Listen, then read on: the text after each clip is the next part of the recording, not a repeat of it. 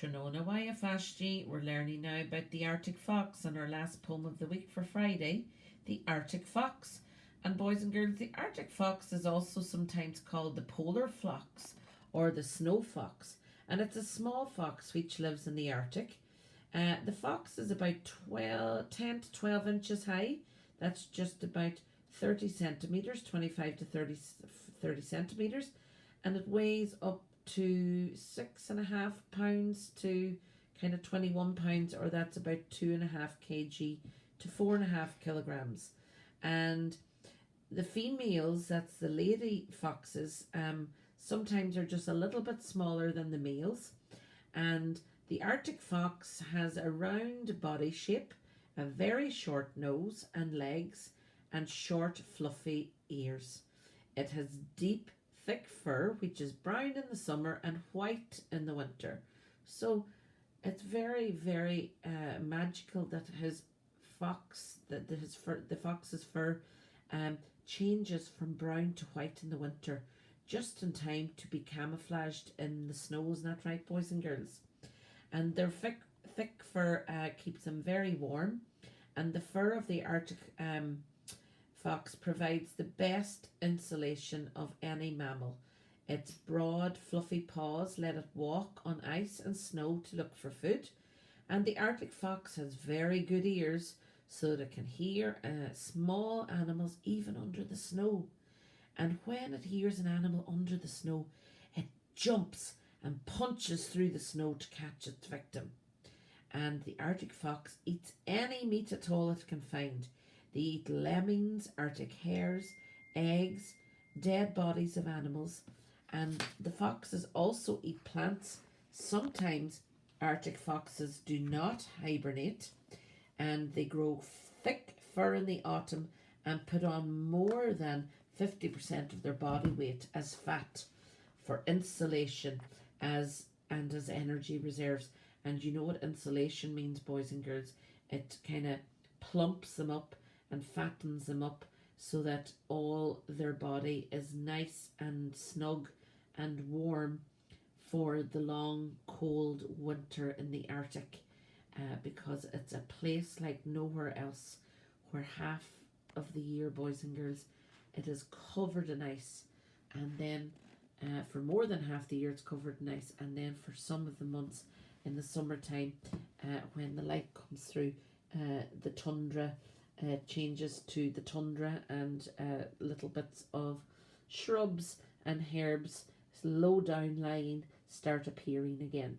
But the Arctic fox is our first animal of the Arctic that we're learning about this week.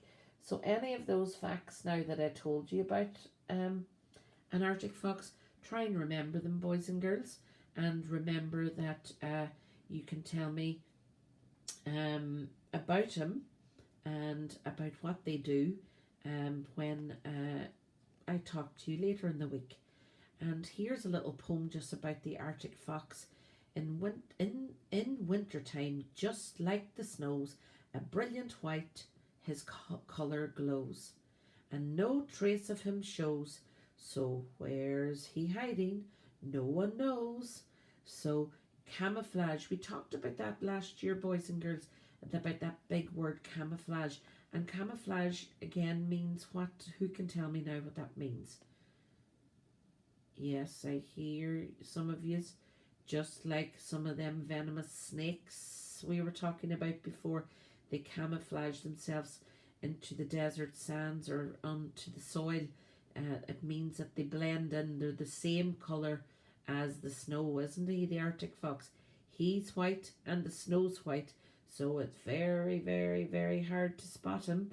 And when you do spot him, it may be too late. Because of his good hearing, he can pounce on little animals that live underneath the snow, and he ruffles them out and gobbles them up for his dinner. So he's quite the fascinating animal. And the fact that he, boys and girls, like, he can live in the cold north up in the Arctic where it's minus 30. Like, we imagine we go on our summer holidays, we get 21 degrees. He lives at 51 degrees, colder than that, and like ice freezes, as you know, or water freezes, boys and girls, but at 0 degrees, and he is living in the snow and in those Arctic conditions at sometimes -30 and even colder when the piercing wind blows as well. So he needs a thick fur on his body to keep him warm, and sometimes the Inuits who live up there, they're also known as the Eskimo, the peoples of the lands who live up in the Arctic areas. They sometimes hunt down this animal for its fur. And again, it's the chain of life, isn't it, boys and girls, that the Arctic fox can I'm just going to pull up another nice picture of the Arctic fox for you so that you can see Mr. Arctic fox on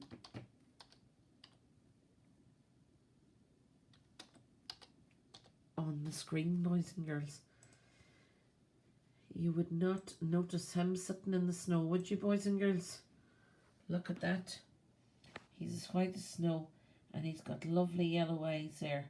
And even his paws and everywhere on him is covered in fur. And he sometimes pops up in the snow or over little bits of ice mountains, hunting and waiting to catch somebody. So he's an interesting character altogether. Here he is after a dinner, licking those lips and relishing every bite that he got. So some of them have a little bit of grey kind of into their face as well, but that could be due with digging in the ground as well. And no, some of them do have lots of bits of grey, silvery grey speckled over their bodies and over their fur as well. But that's probably when they're in transition from the brown to the white, because in summer they're brown and in winter they're white.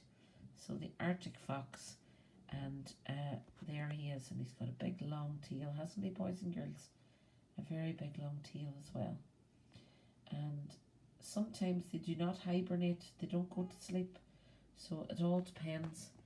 And if they're running out for food, they normally travel a little bit more south, but they're very tough characters altogether. Thank you.